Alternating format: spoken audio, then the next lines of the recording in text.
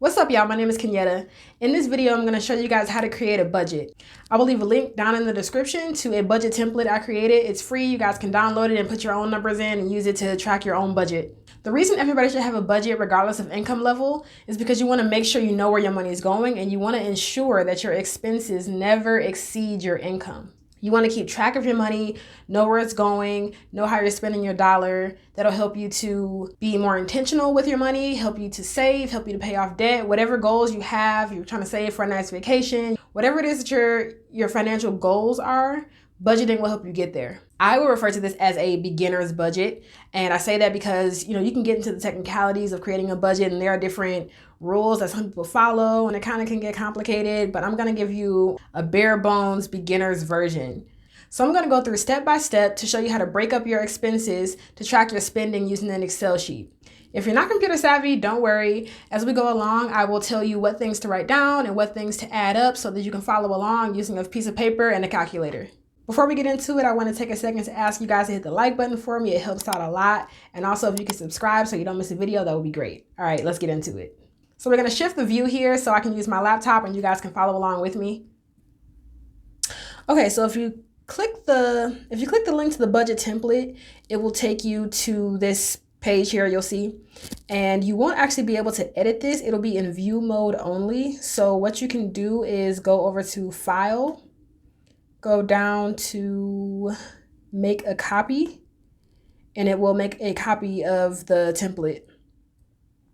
Hit OK. And so as you see, it's made a copy, and this copy is something that only you can see. So only you can see this, only you can edit it, so you can put your real numbers in here, put your real budget in here, and kind of go from there.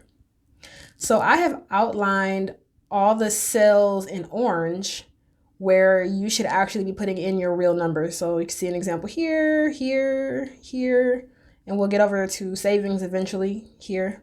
Any space for numbers that's not outlined in the orange box, don't mess with, because the spreadsheet will calculate your totals automatically. So if you mess with those boxes, it would mess up the calculation. So the first thing we'll start with is how much money you bring in every month. So you want to start with your monthly net income. So that is the money you bring in every month after taxes and after all the deductions. So in our example here, we're going to assume that you make $3,000 a month. You bring home that much. So if you're following along on paper, write that monthly income number down at the top of your paper. Next, we're going to go to the fixed expenses categories. So this is going to be stuff that doesn't change, and these things are necessities. So your housing payments, your car note, car insurance, you can see a bunch of things I have listed here.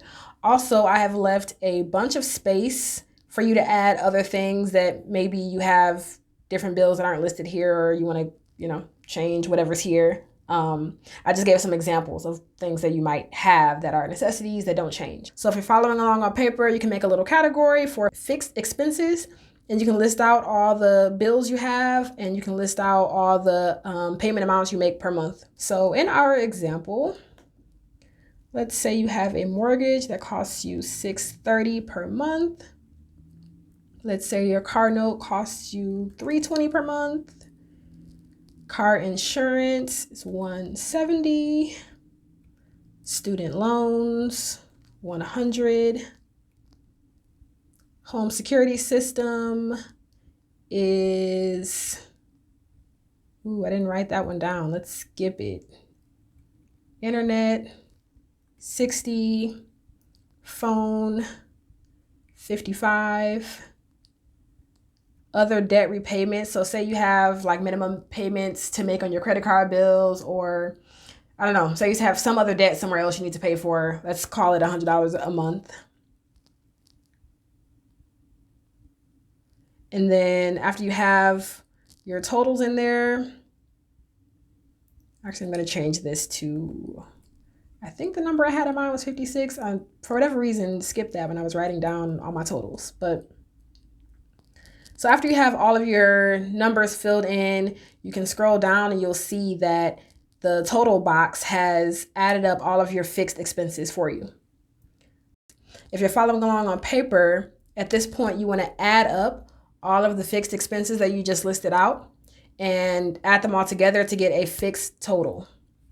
Next, we will go to the flex expenses. So in this category, I like to think of it as things that you need or things that you're definitely gonna do, but the payment amounts might change and fluctuate. So here you need to do a good job of estimating how much you typically spend in this category. I like to be conservative, so I would try to estimate if I typically spend between 70 and 100 bucks on gas every month, I would put $100 towards gas in my budget. That way, if I spent $70 that month on gas, I would have a little bit of extra room in my budget to play with. So I personally tend to overestimate as opposed to underestimating. So in our example here, we have groceries that we're going to estimate at $250 per month. Gas, we're going to estimate at $100 per month. Your electricity bill, we're going to estimate at $150 per month. Water, $70. And here I have tithes. If you want to give 10%, that's cool. If you give in a different way, that's cool. If you don't give, that's cool. And again, there's a bunch of space here for you to add anything else that you might have in your personal budget. Again, if you scroll down to the bottom, you will see that your flex expenses have been added up. So if you're following along on paper, again, this is just like the fixed category. List out your expenses and list out how much you spend on them per month. And then we're going to repeat all of that again for our frivolous expenses. So our last category of expenses is going to be frivolous expenses. So this is stuff that you don't need to spend money on, but you choose to spend money on. Things that if it got tight, you could cut back on. So in this example, we have Hulu combined with Spotify is something that I use, $10 a month. Gym. So you go to Planet Fitness like me, and that's $10 a month. Lawn service / snow removal, say that's $70 a month. Netflix, so you're splitting that with a couple people, $9 a month. And if you scroll down, you will see the total added up for you here for your frivolous expenses. And then in this next little section here, you will see your expenses total. So this takes your fixed expenses, your flex expenses, and your frivolous expenses and adds them all up into the monthly total. If you're using the template, it will add it up for you. If you're following along on paper, you got to do that math yourself, but write down that monthly expense total so you have it. So if we scroll back up here, you will see the money that you have after expenses. Your net monthly income was $3,000. You put it in over here. It populates on its own. Then your monthly expenses, that $2,400-ish, that was added up for you down here. And then you see the money you have left over after expenses. So basically this takes your monthly income, subtracts your monthly expenses, and then this is the amount of money here that you have left over, $540. So after that, you can decide how much you want to save. So you can look at the amount of money you have left over after you've paid your bills, and you can say, okay, I want to save all of that. I'm going to be really tight. I'm not going to have any fun money.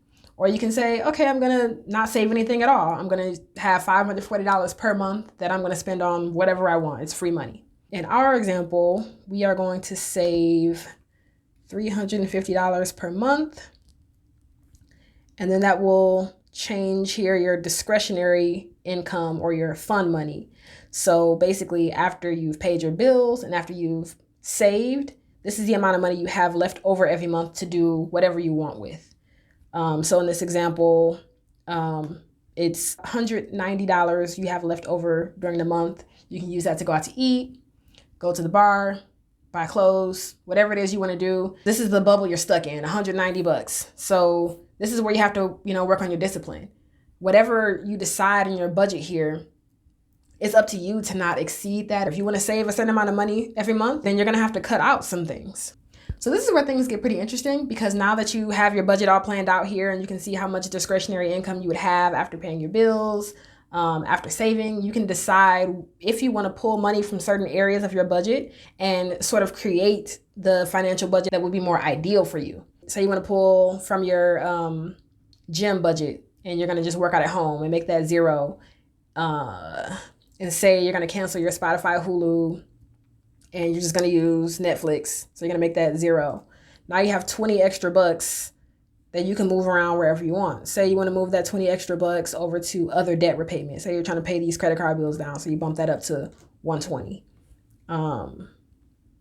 Or say that you think you can live tighter than living on 190 for discretionary income, and you want to save more money.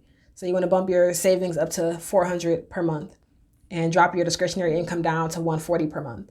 It's all up to you at this point. You can play with it and figure out what you feel comfortable with, figure out what you can actually accomplish. I think it's important to make goals and to try to stick to them. And if you mess up, that's okay. If you don't hit your savings goal 1 month, try again next month. But it's also important to make goals that are actionable. So, trying to make a budget where you live on 0 discretionary income might be impossible for you.